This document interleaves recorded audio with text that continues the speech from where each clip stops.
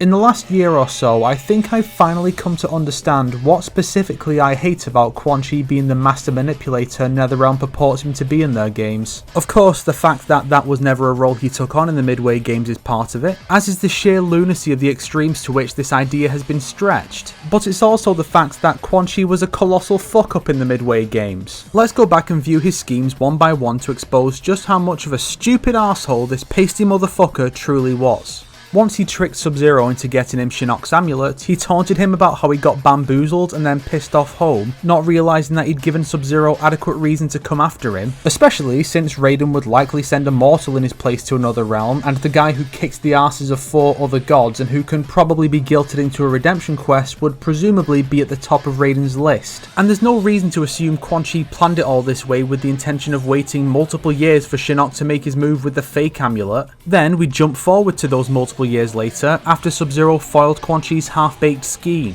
Quan Chi tricked Scorpion into thinking the younger Sub-Zero had killed his family to get the Spectre on his side, since the sorcerer assumed the younger brother of the guy who kicked his ass before would be on roughly equal footing with him, so the guy who killed him would be his best insurance policy. Not a bad plan. But then, Quan Chi did what Quan Chi did best. You killed my family. Who, me? Yes, you. Couldn't be. Then who? I'm the best there is at what I do, and what I do isn't very smart. All Scorpion learned here is that Sub-Zero didn't do it, and Sub-Zero passed out, so he couldn't exactly identify Quan Chi as the perpetrator as Quan Chi stepped out of the shadows, and then, completely unprompted, he just openly admitted to everything like he was 2011 Shao Kahn. Hey, guy who basically runs on vengeance like it was Monster Energy? In this instance pertaining to the murder of your family and clan? A crime of which you have no clues as to the identity of the true perpetrator? Guess what? I'm the one who did it. It's me, Austin. It was always me. What exactly did he think was going to happen here?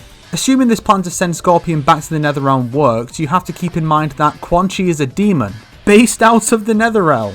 Where did he plan to go? Even if Scorpion somehow had absolutely no way to get back out of the Netherrealm, which he never had a problem with before, Quan Chi could never go back there. Scorpion's vengeance is legendary. With no one stated to have turned him into a Spectre originally, he presumably just told Death to piss off and walked out the door of hell through his intense desire for vengeance alone. And Quan Chi painted a target on himself for basically no reason. So his entire plan, whatever the fuck it was even supposed to be, completely backfired.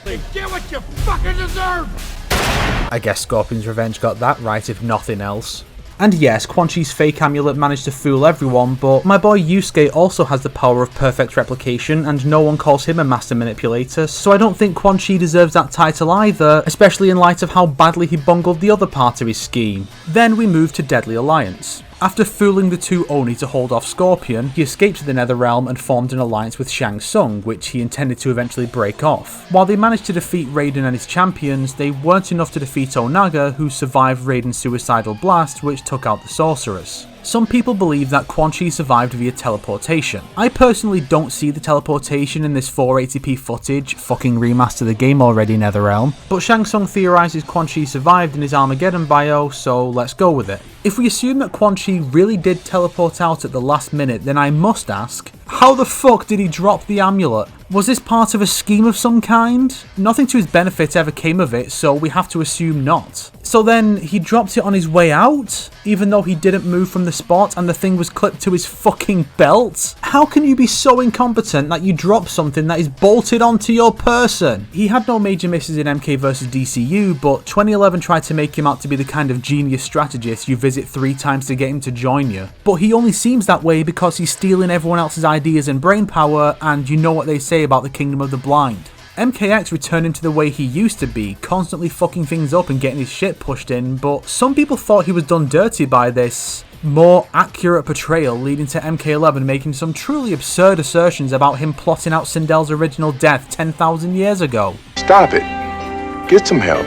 So yeah, in summary, Quan Chi is the stupidest asshole ever. This fucking idiot has been around for 7 games and is the dumbest person in the galaxy. If you liked this video, why not subscribe and support me on Patreon like these fine people here? If not, then make sure to share it with your enemies so they can suffer along with you. Today's recommended video is Mortal Kombat 9 All Fatalities and X-Rays on Quan Chi Costume 2 4K Ultra HD gameplay mods by Arcade Games Freak, because that's where I stole the Shang Tsung finisher footage because I couldn't be arsed setting up the PS3 just for that. I mean, because that video is therapeutic.